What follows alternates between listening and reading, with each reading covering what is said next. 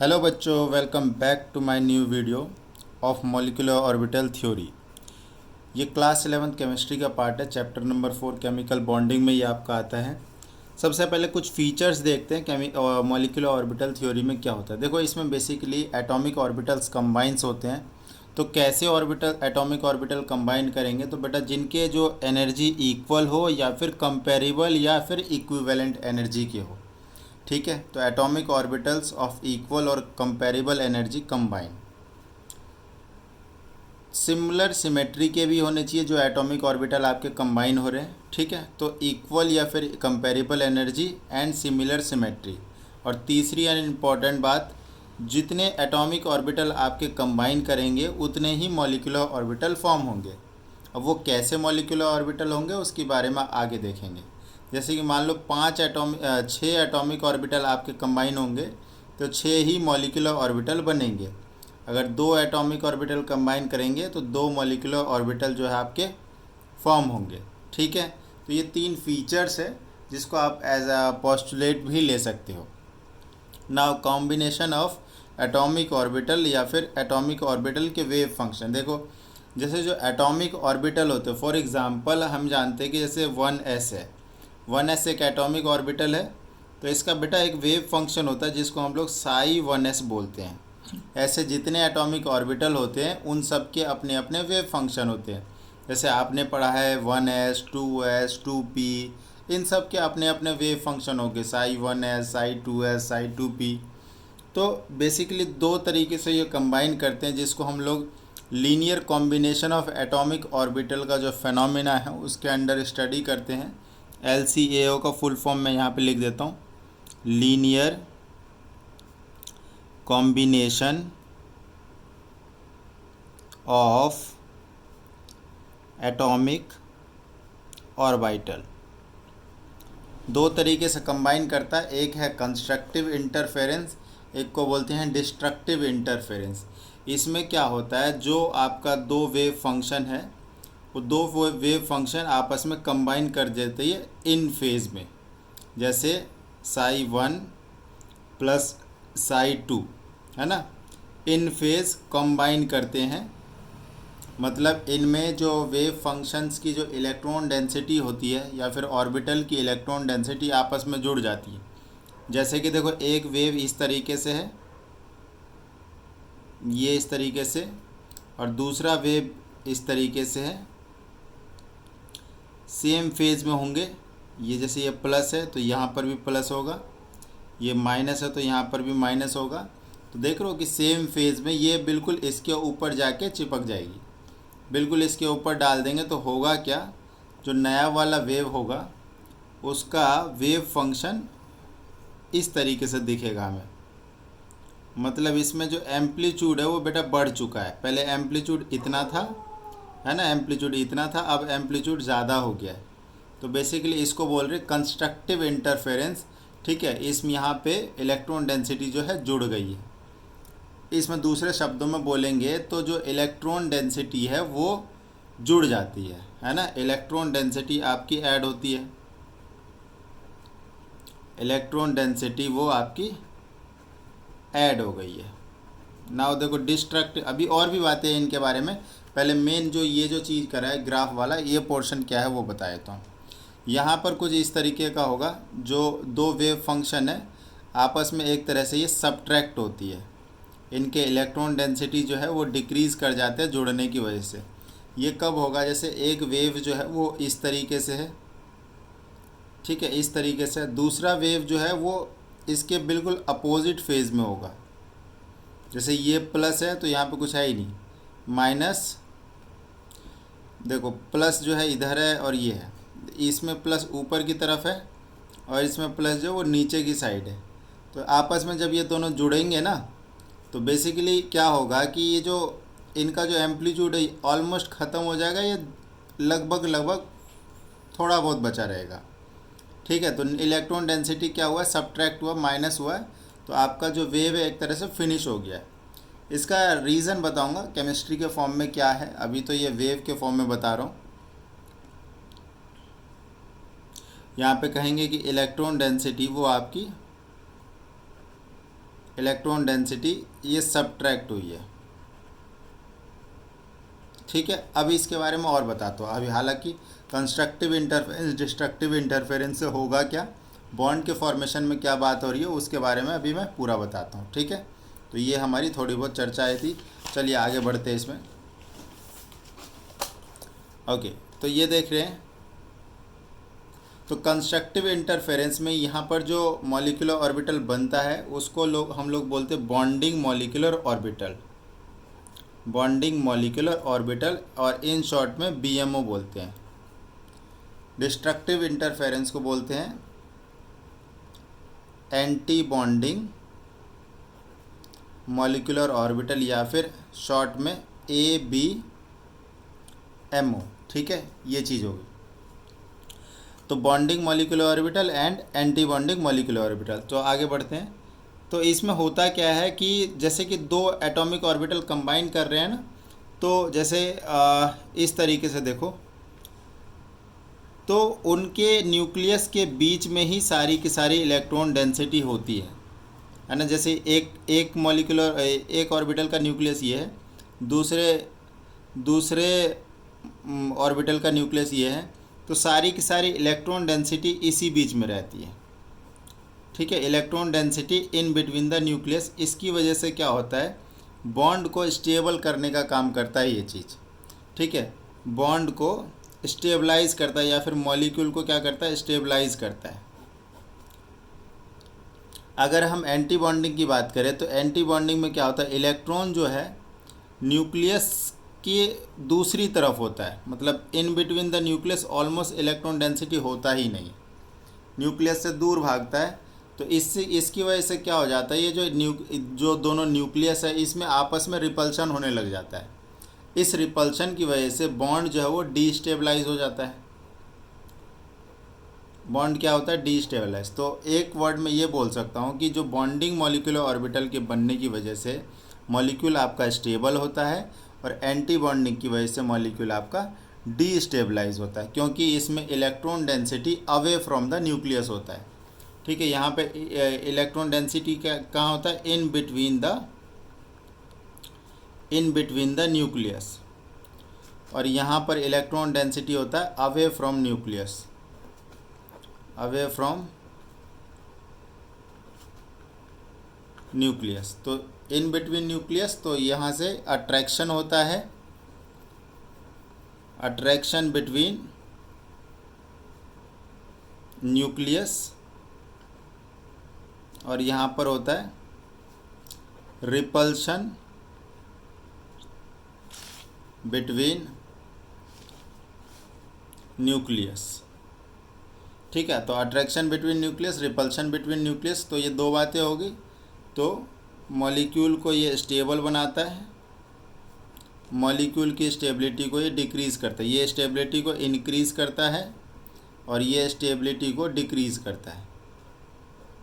ठीक है, तो हमारा ये वाला पोर्शन हो गया कि जब एटॉमिक ऑर्बिटल कंबाइन करते हैं, जिसको हम लोग linear combination of atomic orbital बोलते हैं, उसकी वजह से क्या क्या होता है। बेसिकली इंटरफेरेंस का नाम क्या है, कंस्ट्रक्टिव डिस्ट्रक्टिव। तो वहाँ से ऑर्बिटल कौन से बनते हैं, एक में BMO बनता है, एक में ABMO बनता है, और तीन बातें जो इम्पोर्टेंट है वो यहाँ पे मैंने लिख दी। ठीक है, अब BMO में अब मेनली जो अलग अलग मॉलिक्यूल का एटॉमिक ऑर्बिटल, जो मॉलिक्यूलर ऑर्बिटल थ्योरी में मॉलिक्यूलर ऑर्बिटल डायग्राम बनते कैसे, उसके बारे में चर्चा करते हैं। जैसे कि हम बात करेंगे जैसे हाइड्रोजन के बारे में, हीलियम के बारे में, लिथियम के बारे में, बेरिलियम के बारे में, boron, carbon, nitrogen, oxygen, fluorine, carbon monoxide, NO। ठीक है, तो इतने एलिमेंट्स की चर्चा करेंगे हम। इसमें मैं कैटेगरी बना देता हूँ। देखो, इन दो की एक कैटेगरी है, फिर इन दो की एक कैटेगरी है, इन तीन की एक कैटेगरी है, इन दो की एक कैटेगरी है, और ये वाली जो है एक कैटेगरी है। ठीक है, और इसमें और भी ब्रॉड कैटेगरी करूँ तो ये चार की एक ही कैटेगरी है। ज़रा ध्यान से देखो। और जैसे सबसे पहले हम बात करते हैं H2 के बारे में।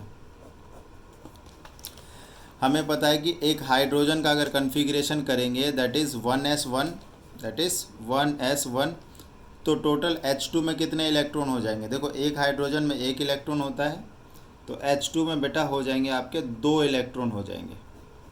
कैसे बनेगा? देखो इस तरीके से एक पैरेलल लाइन ड्रॉ करो, ये हो गया हाइड्रोजन, ये हो गया दूसरे वाले हाइड्रोजन के लिए लाइन, और इस पैरेलल लाइन के बीच में मॉलिक्यूलर ऑर्बिटल्स बनेंगे। पैरेलल लाइन के इस साइड में एटॉमिक ऑर्बिटल हम रिप्रेजेंट करेंगे।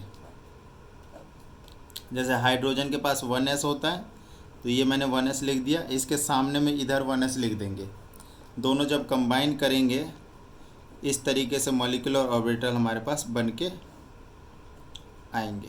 मैंने बताया था जितने एटॉमिक ऑर्बिटल कंबाइन करेंगे उतने ही मॉलिक्यूलर ऑर्बिटल। ठीक है, तो यहाँ पर जो ABMO ऊपर चला जाता है, ठीक है, ABMO की एनर्जी देख रहे हो यहाँ पर अट्रैक्शन बिटवीन न्यूक्लियस में, यहाँ पे एनर्जी क्या होगा? एनर्जी जो है वो बेटा डिक्रीज़ होएगा, और यहाँ पर रिपल्शन होता है, रिपल्शन होने की वजह से एनर्जी जो है वो इंक्रीज़ कर जाता है। तो ABMO की एनर्जी जो है वो ज़्यादा होती है और BMO की एनर्जी जो है वो कम होती है। ठीक है, बाकी जैसे एक इलेक्ट्रॉन इसके पास है, एक इलेक्ट्रॉन इसके पास है, तो दोनों कंबाइन हो गए तो 2 इलेक्ट्रॉन इस तरीके से हम भर देंगे। ठीक है, तो देखो कितनी सारी चीज़ों के बारे में आइडिया मिलता है, वो सब मैं बताता हूँ यहाँ पर आपको। मॉलिक्यूलर ऑर्बिटल थ्योरी से एक तो आप बॉन्ड ऑर्डर के बारे में पता कर लेते हैं, बॉन्ड ऑर्डर के बाद आप मैग्नेटिज्म के बारे में पता कर लेते हैं। आप तीसरी चीज़ आपको मैग्नेटिज्म की वैल्यू पता चल जाती है, और एग्जिस्टेंस के बारे में भी आप कमेंट कर सकते हैं कि कंपाउंड एग्जिस्ट करेगा कि नहीं करेगा। और चौथी चीज़ आयंस कॉन्फ़िगरेशन, मॉलिक्यूलर कॉन्फ़िगरेशन लिख सकते हैं। और पांचवी चीज़ आप आयंस की स्टेबिलिटी, आयंस स्टेबिलिटी मतलब उसमें कंपेयर वगैरह आप कर सकते हैं कि एक ही आयंस के अलग अलग फॉर्म्स जो है, जैसे ऑक्सीजन के में 2+, 1+, 2-, 1-, इस तरह में कंपैरेटिव स्टडी की जा सकती है, कौन ज़्यादा स्टेबल है, कौन सा लेस स्टेबल है। तो जैसे हाइड्रोजन से ही शुरू करते हैं, तो जैसे हमने बताया कि भाई हाइड्रोजन का कन्फिग्रेशन MOD बनाना है, मॉलिक्यूलर ऑर्बिटल डायग्राम, तो हमने इधर 1s लिखा, हमने इधर 1s लिखा, तो एक एटॉमिक ऑर्बिटल हमने ऊपर बनाया और दूसरा एटॉमिक ऑर्बिटल हमने मॉलिक्यूलर ऑर्बिटल हमने नीचे बनाया। इसको बोला हम बॉन्डिंग मॉलिक्यूलर ऑर्बिटल, और ये है हमारा anti bonding molecular orbital. Actually देखो जब सिंगल ऑर्बिटल आपस में कंबाइन करते हैं, तो यहाँ पर जो मॉलिक्यूलर ऑर्बिटल बना है इसको बोलते हैं हम सिग्मा मॉलिक्यूलर ऑर्बिटल। देखो यहाँ पर 2 टाइप्स के मॉलिक्यूलर ऑर्बिटल्स होते हैं, एक सिग्मा होता है, एक होता है पाई। जब एक ही ऑर्बिटल आपस में कंबाइन कर रहे हैं तो सिग्मा मॉलिक्यूलर ऑर्बिटल बनेगा, और जब 2 कंबाइन करेंगे तो पाई बनेगा। ठीक है, तो ये सिग्मा देखो S में और P में दोनों में बनता है। पाई जो होता है ये ओनली P के द्वारा ही बनाया जाता है। ठीक है, अभी धीरे धीरे आ जाएगा हमारे पास। देखो हाइड्रोजन, हीलियम, लिथियम, बेरिलियम तक तो ये फंडा है ही नहीं, सिर्फ सिग्मा ही बनता है, पाई नहीं बनता है। ठीक है, और ये वाला देखो ये भी एंटी बॉन्डिंग है, बट सिग्मा ही है, सिग्मा स्टार बोल देंगे। सिंपल सिग्मा है तो बोलेंगे बॉन्डिंग है, और सिग्मा स्टार का मतलब है एंटी बॉन्डिंग है। अब देखो 2 इलेक्ट्रॉन है हाइड्रोजन में, तो 2 इलेक्ट्रॉन की फिलिंग आप कैसे करेंगे? तो आप ऐसे इलेक्ट्रॉन की फिलिंग कर देंगे 2 इलेक्ट्रॉन। अब सबसे पहले जैसे बॉन्ड ऑर्डर निकालना है, तो बॉन्ड ऑर्डर का फॉर्मूला क्या होता है? बॉन्ड ऑर्डर का फॉर्मूला होता है 1/2 number of bonding electron minus में number of anti bonding electron. यहाँ पे हम वैल्यू पुट कर देंगे, bonding electron 2 minus anti bonding electron 0, तो यहाँ पे बॉन्ड ऑर्डर कितना आ गया? बॉन्ड ऑर्डर आ गया 1। ठीक है, अच्छा अब ज़रा देखो मैग्नेटिज़म की बात करते हैं। तो मैग्नेटिज़म देखो आपका जो होता है, या तो मैग्नेटिज़म या तो होता है पैरामैग्नेटिज़म या होता है डायामैग्नेटिज़म। क्या होता है? या तो पैरामैग्नेटिज़म या फिर डायामैग्नेटिज़म। कैसे पहचानेंगे? तो अनपेयर्ड इलेक्ट्रॉन अगर दिखे, अनपेयर्ड इलेक्ट्रॉन, तो वो पैरामैग्नेटिक होगा। अगर एक भी अनपेयर्ड इलेक्ट्रॉन दिख जाएगा, और डायमैग्नेटिक कब हो, जब all electron are paired electron, एक भी अनपेयर्ड इलेक्ट्रॉन नहीं हो तो बोलेंगे डायमैग्नेटिज्म। तो पहली चीज़। और दूसरी चीज़, तो अकॉर्डिंग टू दिस यहाँ पर देखो दो इलेक्ट्रॉन है और दोनों आपस में पेयर है, तो हम बोलेंगे कि ये जो है वो डायमैग्नेटिक है, डायमैग्नेटिक।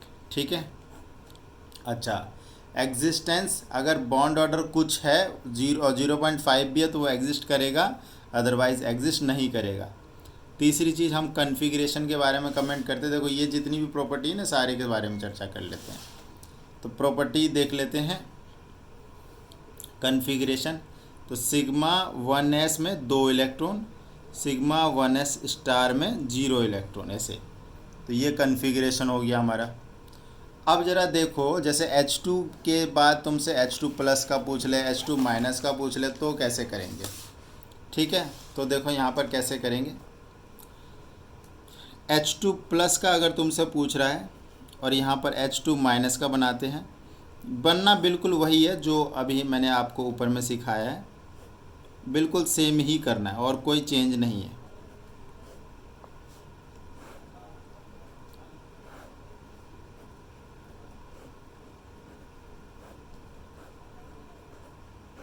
बस इसमें ये देखो कि जैसे हाइड्रोजन में 2 इलेक्ट्रॉन होते हैं, तो H2 प्लस में कितने इलेक्ट्रॉन होंगे, 1 इलेक्ट्रॉन होगा, क्योंकि प्लस जैसे ही बनाए इसका मतलब 1 इलेक्ट्रॉन निकला है, तो बेटा इसमें 1 ही बचा हुआ होगा।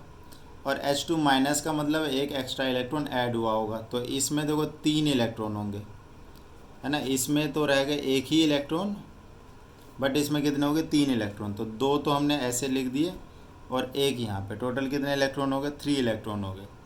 उसके बाद देखो बॉन्ड ऑर्डर अगर निकालना है, तो बॉन्ड ऑर्डर का फार्मूला अभी मैंने क्या बताया कि number of bonding electron minus number of anti bonding electron.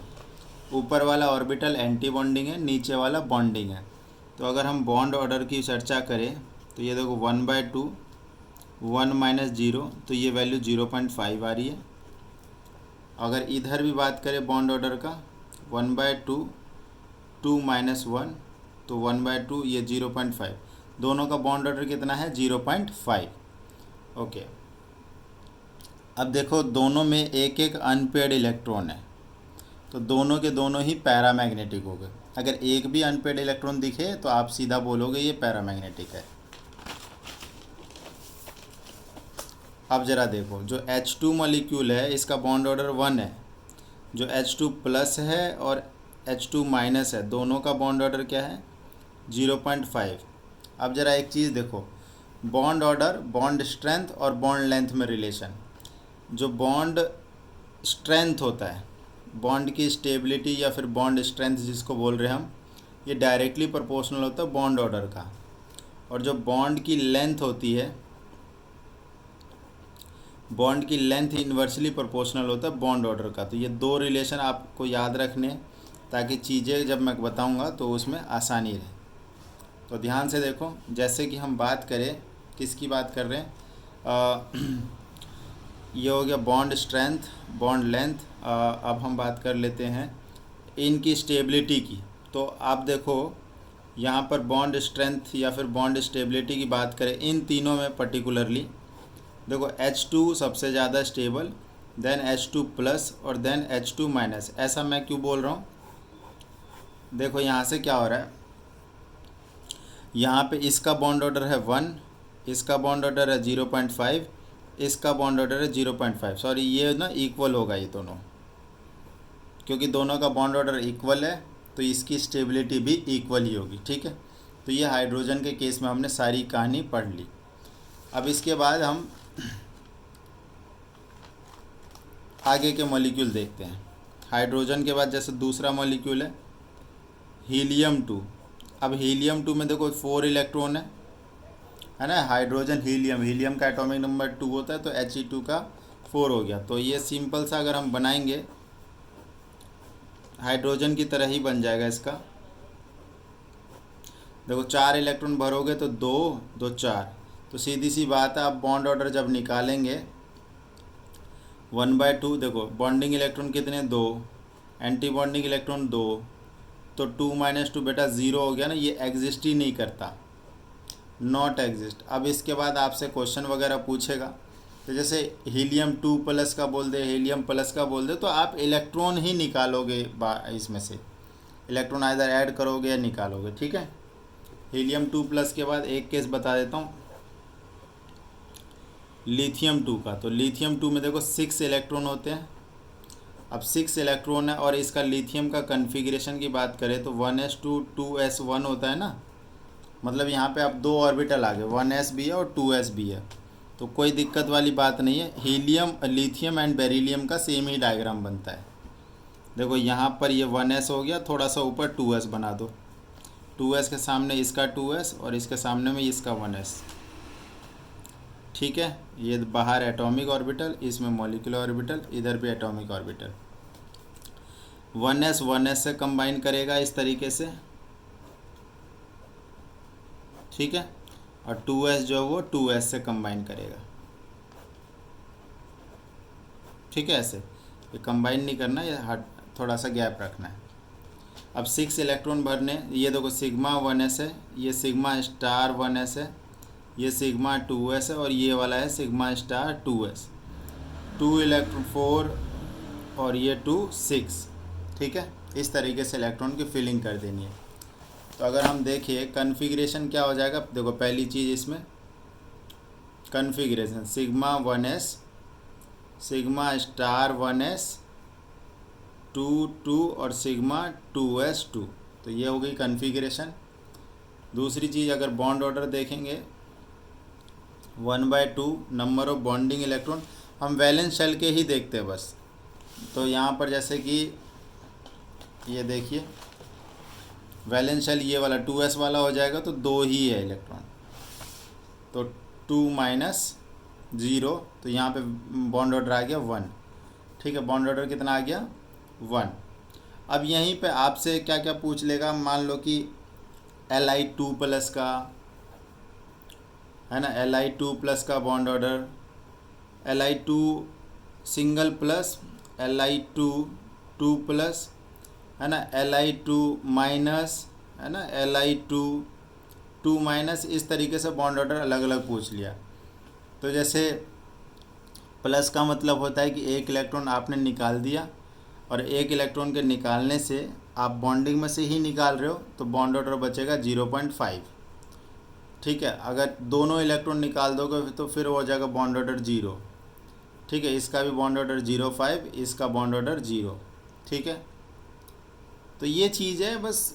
जैसे लिथियम का बना लिया, आप प्लस माइनस का अगर केसेस बना के दे रहा है, तो इसका मतलब आपको बस इलेक्ट्रॉन की ही हेरा फेरी करनी है, इलेक्ट्रॉन ऐड करना है या फिर इलेक्ट्रॉन सब्ट्रैक्ट करना है। बाकी अगर अनपेड इलेक्ट्रॉन दिख जाए आपके डायग्राम में, तो आप बोलोगे ये पैरामैग्नेटिक है, अदरवाइज़ वो डायामैग्नेटिक होगा, ठीक है। चलो अब यहाँ तक तो हो गया ये वाला। अब हम जो ये वाली जो थर्ड कैटेगरी है उस पर आते हैं। देखो हमने ये सारी कैटेगरी, तो ये वाली जो कैटेगरी है जिसमें हम लोग helium, hydrogen, helium, lithium, beryllium का देख रहे थे, ये वाला तो हो गया। अब बोरोन, कार्बन, नाइट्रोजन में देखते हैं। देखो जो लिथियम तक का डायग्राम है वो तो सबका सेम ही रहना है। अब जैसे मैं कार्बन का लूँगा, नाइट्रोजन का लूँगा,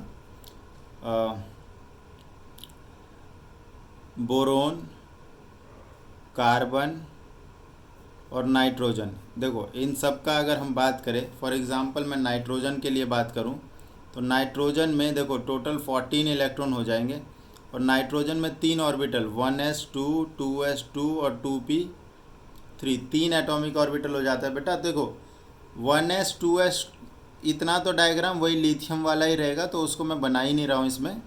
हम सीधा ये 2p में क्या खेल होगा उसके बारे में बात करते हैं। तो ये हमारा हो गया p ऑर्बिटल जिसमें 3 है, 3 बॉक्स आप बना देंगे।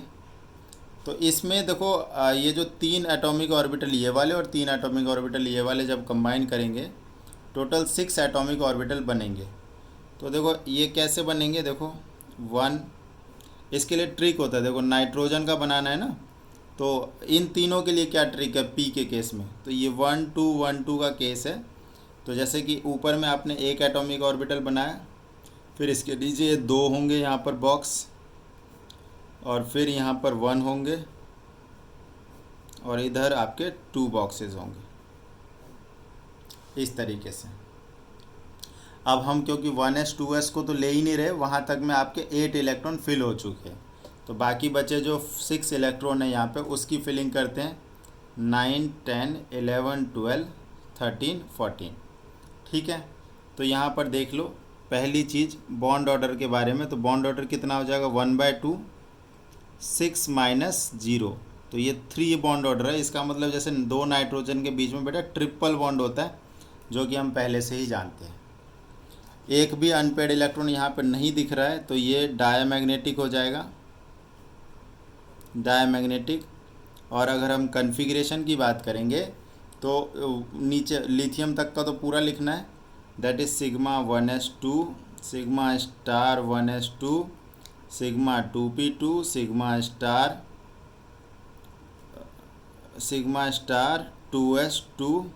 उसके बाद देखो यहाँ पर ये ना पाई ऑर्बिटल होता है, पाई 2p, क्योंकि 2 ऑर्बिटल कंबाइन कर रहा है, तो पाई 2px और पाई 2py, और ये हो जाएगा सिग्मा 2pz। तो पाई 2px बराबर पाई 2py, टोटल 4 इलेक्ट्रॉन, और सिग्मा 2pz 2 इलेक्ट्रॉन। तो इस तरीके से ये इसकी कन्फिग्रेशन हो गई। ठीक है, अब देखो चौथी चीज़ में मुझे क्या बताना है कि नंबर ऑफ़ इलेक्ट्रॉन अगर कम ज़्यादा होए तो क्या करना है। मतलब जैसे कि N2 प्लस दे दिया आपको, N2 माइनस दे दिया आपको, N2 2 प्लस दे दे, N2 2 माइनस दे दे, इस तरीके से दे दे, तब क्या करना है ना। बॉन्ड ऑर्डर कैसे निकलेगा, तो कुछ नहीं है। जैसे N2 प्लस का क्या मतलब है, एक इलेक्ट्रॉन रिमूव कर देना। अब यहाँ से एक इलेक्ट्रॉन रिमूव कर दोगे तो बॉन्डिंग में 5 बच जाएंगे, तो फार्मूले में यहाँ पे 6 - 0 की जगह 5 - 0 हो जाएगा, तो ये वैल्यू हो जाएगी 2.5। अब 2 माइनस का मतलब क्या है, एक इलेक्ट्रॉन आपने ऐड करवाया, वो एंटी बॉन्डिंग में ऐड होगा, तो यहाँ पे 0 की जगह पे 1 हो जाएगा, तो अगेन ये वैल्यू 2.5 ही जाएगी। N2 2 प्लस का क्या मतलब है कि यहाँ से ये दोनों इलेक्ट्रॉन निकल जाएंगे, तो ये हो जाएगा 2। 2 माइनस का मतलब है यहाँ पे 2 इलेक्ट्रॉन आ जाएंगे, तब भी वैल्यू रहेगी 2। देख लेंगे कि ये पैरा है कि डाया है, वो कैसे पता चलेगा, अनपेड इलेक्ट्रॉन देख के। अगर एक भी अनपेड इलेक्ट्रॉन है तो हो जाएगा पैरामैग्नेटिज्म, अदरवाइज़ वो डायमैग्नेटिक होगा। ठीक है, तो जैसे कि इसकी बात करें ये पैरा हो जाएगा, इसकी बात करें तो ये भी पैरा ही होगा। इसमें दोनों इलेक्ट्रॉन आप निकाल रहे तो ये डाया रहेगा, और इसमें 2 इलेक्ट्रॉन ऐड कर रहे बट ऊपर ऐड होएगा तो ये पैरा हो जाएगा। वो जब आप सबका डायग्राम सेपरेट बनाओगे तो आपको क्लियरली वो विजिबल होगा ही। अब यहाँ पे हमने बताया कि बॉन्ड ऑर्डर और बॉन्ड स्ट्रेंथ का डायरेक्ट रिलेशन होता है, तो यहाँ से हम ये भी ऑर्डर लगा सकते हैं कि कौन ज़्यादा स्टेबल है। जिसका बॉन्ड ऑर्डर ज़्यादा वो सबसे ज़्यादा स्टेबल। तो B2 C2 N2 के लिए भी ये हो गया। अब मैं O2 एंड F2 का डायग्राम बताता हूँ। O2 and F2। अब O2 एंड F2 में भी देखो जो इसमें हमें क्या करना है, देखो इसमें चलो इसमें हम पूरा ले लेते हैं। जैसे ये मैं O2 के लिए बना रहा हूँ, O2 में कितने इलेक्ट्रॉन, 16 इलेक्ट्रॉन। ठीक है, तो जिसमें देखो इधर हो गया ऑक्सीजन, हाँ, तो इसमें भी जो है 1s और 2s को चलो रहने ही देते हैं, वो हम इंक्लूड कर लेंगे। सिर्फ 2p का केस देखो, इसमें भी मेन चेंजेस उधर ही होंगे, बाकी तो सब सेम ही रहने वाला है। ये देखो क्या सेम रहने वाला है, ये 2s है तो ये इस तरीके से कर देना है ना, और 1s इस तरीके से कर देना है, और बाकी तो सब कुछ सेम ही रहना है, इसलिए इसको हम इग्नोर कर रहे हैं। सिर्फ 2p को ध्यान से देखो। अभी जैसे N2 तक में मैंने बताया था कि 1 2 1 2 का पैटर्न रहता है। O2 एंड F2 के लिए पैटर्न होता है 1 2 1।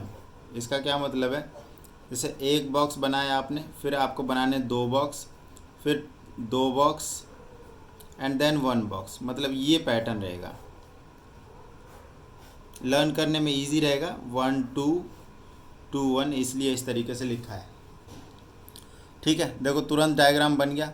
अब फिर से वही सब कन्फिग्रेशन वगैरह लिखना हो, जैसे ऑक्सीजन में 16 इलेक्ट्रॉन भरने ना, तो ये दोगे स्टार्टिंग से 2 4 6 8 10, 12, 13, 14, 15, 16। ठीक है, तो देखो 2 इलेक्ट्रॉन दिख गए ना अनपेयर्ड, तो पहली नंबर पे ही लिख दो, चाहे तो पैरामैग्नेटिक। दूसरा अगर हम बॉन्ड ऑर्डर की चर्चा करेंगे तो बॉन्ड ऑर्डर क्या हो जाएगा, 1/2 बॉन्डिंग। तो ये वाले तो छोड़ दो, सिर्फ वैलेंस देखो, 6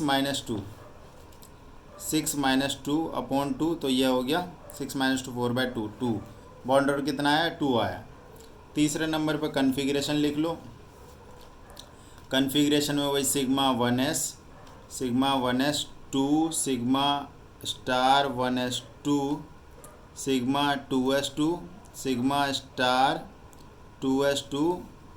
उसके बाद आ जाएगा सिग्मा 2p z2 पाई 2px पाई 2py और पाई 2p स्टार पाई 2p z ले लो, ये x है एक y है, और ऊपर में कितने लिख देंगे, 2 लिख देंगे। यहाँ पे जिस तरीके से फिलिंग करी है ना, ये वाला होता है पाई 2px पाई 2py और ये है सिग्मा 2pz।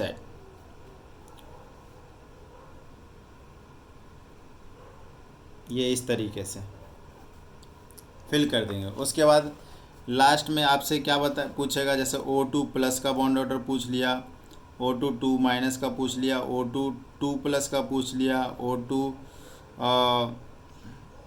हाँ यही सब पूछ सकते हो और क्या। तो इनमें से किसी का भी बॉन्ड ऑर्डर आप डायग्राम बनाएंगे, नंबर ऑफ़ इलेक्ट्रॉन अरेंज करेंगे और वहाँ से डायरेक्टली आप निकाल लेंगे। अब लास्ट चीज़ जो रह गई, CO एंड NO का डायग्राम। चलिए, तो जैसे CO का डायग्राम बना के दिखा देता हूँ, कार्बन मोनोऑक्साइड का। इसमें क्या है कि एक इलेक्ट्रॉन तो नाइट्रोजन, क्योंकि देखो नाइट्रोजन तक और नाइट्रोजन के बाद ऑक्सीजन फ्लोरीन दोनों में चेंजेस होते हैं। तो यहाँ पर देखो क्या ट्रिक याद रखनी है, 1 2 1 2 1 1, ये 1212 और 11। इसका देखो आपको थोड़ा सा बनाना पड़ेगा पूरा।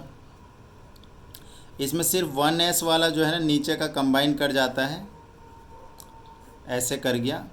बाकी जो बची हुई है 2s और 2p, तो 2s एंड 2p जो है यहाँ पर जो कार्बन वाली साइड में तो मर्ज कर जाता है 2s एंड 2p, तो 4 ऑर्बिटल हो गए।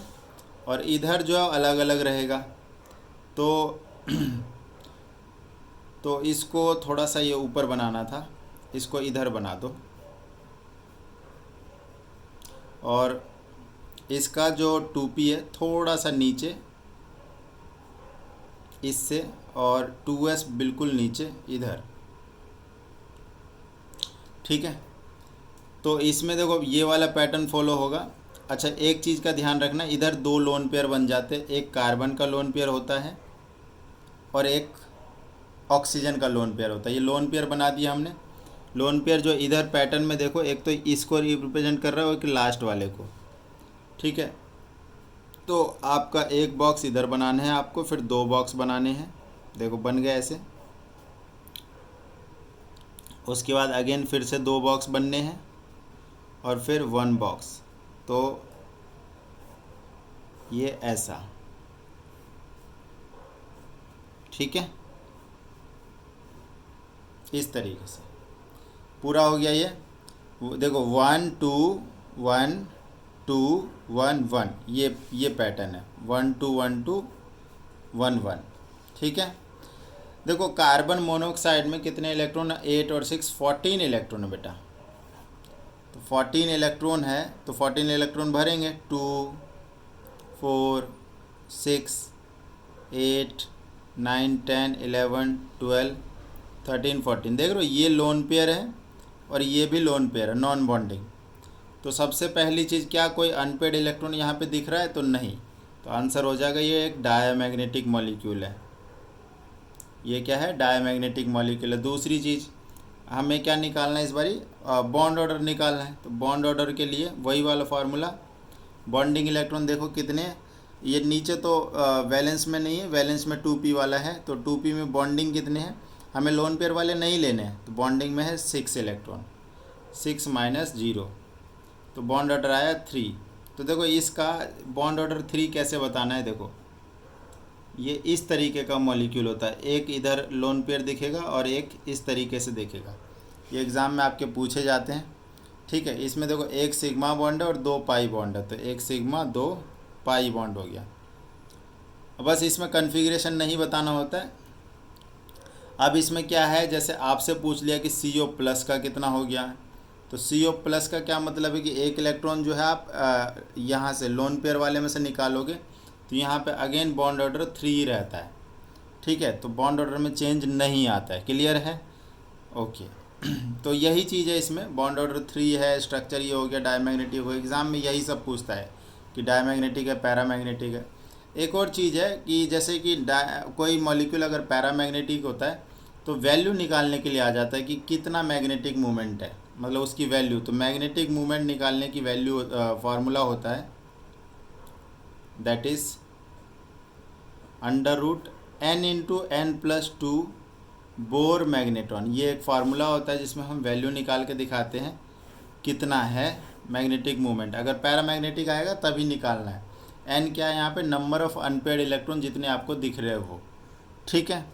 तो हमने लगभग सारे कर लिए। देखो यहाँ पे हमने कैटेगरी जो सिलेक्ट करी थी ये कैटेगरी, इनके बारे में बता दिया, इनके बारे में बता दिया, तो ये सब। तो इसकी जो नोट्स की जो PDF है मैं टेलीग्राम वाले ग्रुप पे मैं डाल दूंगा, तो आप लोग वहाँ से इसको ले लेना, ठीक है। तो फिलहाल इस वीडियो में इतना ही। Thank you so much.